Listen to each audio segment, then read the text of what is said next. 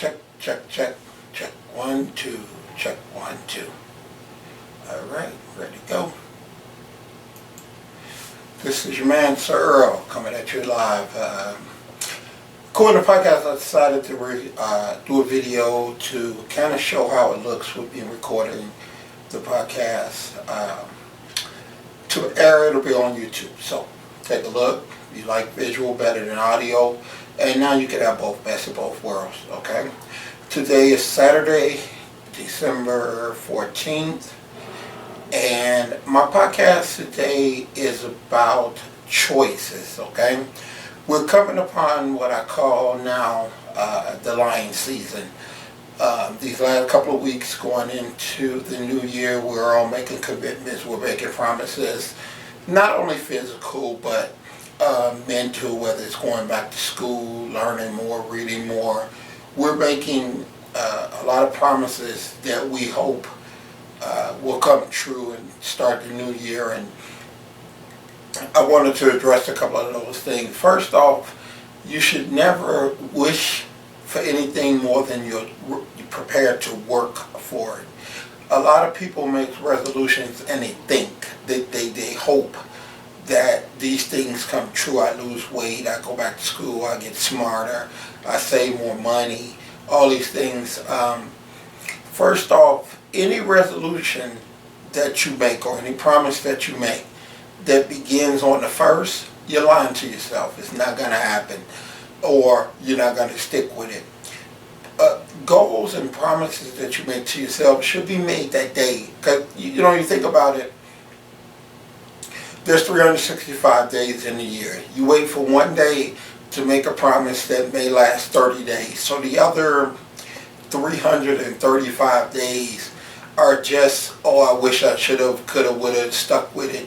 Whereas what you need to do is you need to make a promise to yourself. You write it down, and then you begin the process of taking steps towards that goal. Let's say for instance, your goal is, I want to save money. The first step may be to get a savings account. The second step might be to, every week, no matter what, I'm going to put this aside. So let's say your goal is to save $10,000 or $12,000, and it's going to take $1,000 a month. Break it down, every 4 weeks, that's $250. So let's just say every time you get your paycheck or wherever you get your income from, regardless of what may happen, we let things kind of derail us, and we give in to circumstances. You have to make a solid choice and say, no matter what, I'm going to put this money aside each week. I'm going to put aside $250. I'm going to put it in my savings account, which is preferred, because if you have it in your possession, you'll find a reason to spend it. So take the steps. Don't just look at, okay, at the end of next year, 2020, I want to have $12,000 in the bank. That's a wish. You need to start with tiny steps, and you stick with those steps. You write it down. One of the things that people never do, they never write down a journal. They don't want to hold themselves accountable. So next thing you know, you look up, it's the end of 2020, you might have saved a couple of bucks, but you didn't achieve your goal. The way to achieve a goal is to write it down and take small steps towards that. Isn't it easier to save $250 a week, if that's your goal, than it is to wait a month before and say, man, I need to try to come up with $12,000 to accomplish my goal. You'd already be, if you saved $250 a week a month before your stated goal of 2020, you're maybe $1,000 away from it, as opposed to $12,000. And at that point, saving that amount of money has become a habit, so it's not that difficult for you to do. What winds up happening is that people, they don't make resolution as a wish. They're making wishes. I hope that somehow this happens. You have to set a goal, and you have to hold yourself accountable. and you have to take small steps towards those goals. Don't try to take a big leap when you see that it's getting close. Take small steps. They're not as impactful. They create great habits. You make great choices, and then that translates into everything. So wealth is one of the things that we promise ourselves around this time of the year. Educating ourselves is another thing. Some people choose to go back to school. Some people choose to. I know many years ago, I set a goal to keep a journal and keep certain disciplines, which is meditation, visual sessions, prayer, reading at least 15 pages of a book every day.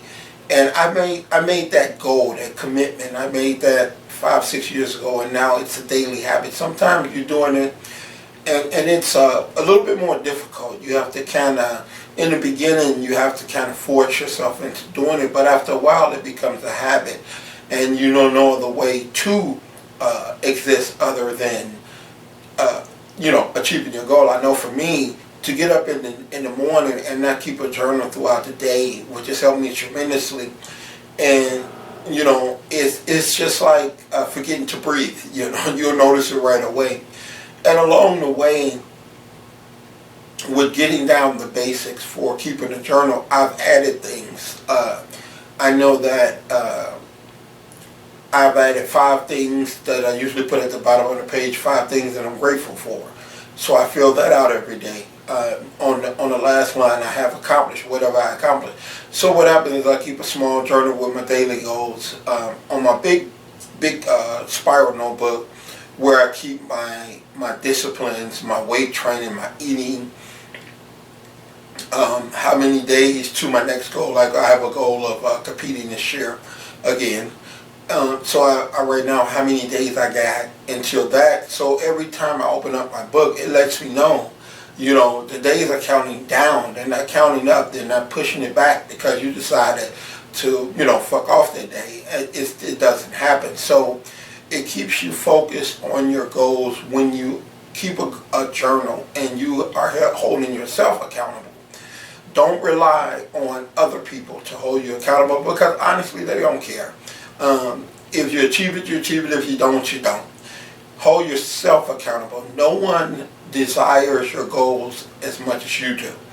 So you are the biggest person with the biggest responsibility for achieving your goals. So hold yourself accountable and look at your journal every day and make sure you are accomplishing the goals that's going to lead you to the big dream, the big goal. I know that as a trainer, this time of year, the number one resolution, honestly, is health. I'm going to get in shape, I'm going to lose weight, I'm going to be fine this year and all that.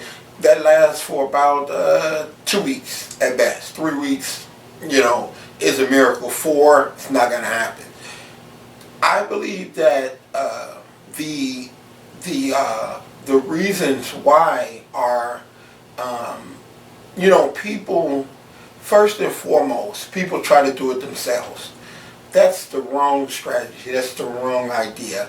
You cannot accomplish that particular goal yourself. It's like, my plumbing is leaking, I'm going to try to fix it, I'm going to be a plumber. No, call a plumber. My car is not working right. You take it to a mechanic to get fixed. You don't try to do it yourself. But everybody thinks, I'm going to go online, I'm going to read, and I'm going to get myself in shape. Well, this is something that I've done probably for the last 30 years, and I've seen it a million times, and it has failed a million times. The next thing in trying to achieve your physical goals of losing weight or getting in shape, don't go for shortcuts. Don't go for gimmicks. We live in an industry now where everybody is promising you these things. Oh, lose weight quick, buy this DVD, you can do it from home. You don't have to make your way to a gym. That's a bunch of bullshit. Hire a professional, do it right, and you'll get the results, and they'll be long-lasting results. I don't believe in smoothies in place of food. I don't believe in boot camps. You have 50 people in a boot camp, and you mean to tell me they all have the same problem? No, you need someone individually that specializes in fixing your physique, taking your physique the best it can look.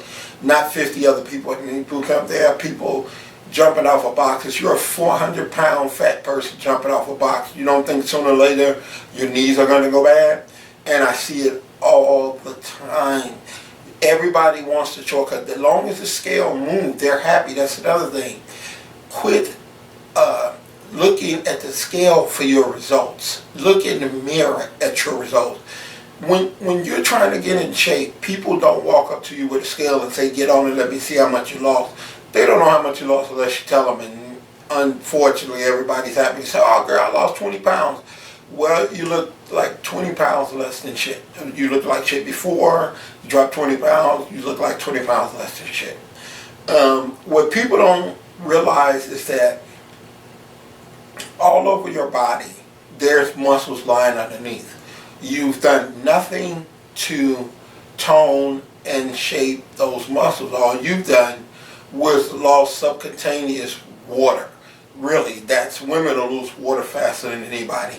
So you'll drop to 10, 12, 15, 20 pounds, and to you, mentally, it has satisfied your need to improve, when in reality, you really did not improve. You know, you need something like, you know, I have clients that if they're hip heavy, you have to design exercises to bring their hips down and bring their shoulders up. So a physical appearance is, you could lose 1/4 of an inch off each side, but if you widen up the shoulders 1/4 of an inch, it looks like you dramatically change your body. And that's what people look at. That's what, go buy your clothes. Go, you know, your clothes fit differently. Change your look. And the only way to change your look, I've seen every conceivable way. Boxers want you to use boxing. You know, cross trainers want you to cross train. You can only sculpt your body when you utilize free weight. That's it, period. You will never find anything else that will sculpt your body the way that it needed to be sculpted. And when you do that, now your look starts to change. You do your cardio, you follow a great nutritional program, eating 3 square meals a day, low fat, high protein, moderate carbs, and now you lose the body fat. People, they don't have the patience to do that. They want it yesterday. They want to still do what they do and get what they want. And that's like saying, I want 2 + 2 to equal 5. I don't give a damn how many times you add it. It's not going to equal 5. And then they get pissed at me because I say, no, 2 + 2 is 4. Meaning, there's right and there's wrong. A lot of what's being done today, a lot of what's being taught is wrong. It's not going to get you there. And if it gets you there, you're not going to stay there. I mean, a lot of people, I hear people, oh, I only eat 1 meal a day. So your metabolism is super slow. Yes, you started dropping weight because you had a caloric negative intake. Your body is going to stabilize from that. It's going to go to your stomach, and you're going to start gaining weight again. It's just the way your body works. If your body knows that it has consistent meals coming in, it has no reason to hold on to the fat, and it uses it as energy and dispenses it. So you have long-term effect, and you learn yourself how to eat and how to balance your meals and things like that. But people are so lazy nowadays. I'm going to go get me a smoothie. Well, you know, smoothies are not going to cut it. You need really regular, dense, nutritional calories. Or I'm a vegan, okay, but you still eat, you still drink, you're taking in excessive carbs. You know, you're a vegan and you're still fat. It doesn't make any sense. You know, I really, really would love to see people doing it the right way. And I'm not saying come to ratio 1-to-1 and we're the only people that got it down pat. There's a lot of great trainers out there that can help you achieve your goals, but you have to be willing to work at your goal. You have to have patience. You have to understand that is not a quick process, but you can make it a forever lasting process if you do it the right way. There's no other way. There's right and there's wrong. Choose the right way, achieve your goals, achieve your resolutions, be consistent, and be kind to each other. So until next week, this is Sir Earl, and I'm out. Peace.